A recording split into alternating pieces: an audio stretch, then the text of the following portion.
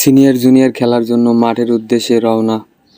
মাঠে এসে টসে জিতে ব্যাটিং সিদ্ধান্ত নিলাম আমরা। ব্যাটিং নেমে মামুন প্রথম বলেই আউট। সম্রাট ব্যাটিং নেমে 10টা 6 মারার কথা বলে, কিন্তু একটাও মাঠের সার্কেল পার হয় না। সম্রাটের 10টা 6 মারার স্বপ্নই রয়ে গেল। রাকিব রান আউট করে সম্রাটকে জুস খাওয়ার জন্য গ্যালারিতে পাঠিয়ে দিল। পরবর্তীতে শামীম পাটোয়ারি ব্যাটিংয়ে এসে প্রথম বলে আউট। শেষ ব্যাটিং নুরুল হাসান সোহান কিছু রান নিয়ে 10 ওভারে 42 রানের টার্গেট দিয়ে ম্যাচ শেষ করে।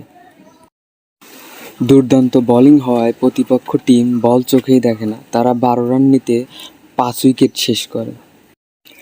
25 রান নিতে তাদের 9 উইকেট চলে যায়। লাস্ট উইকেটে ক্যাচ উঠে, কিন্তু সেটা মিস হয়। নুরুল হাসান সোহানের অসাধারণ ক্যাচে ম্যাচ জয় হই আমরা।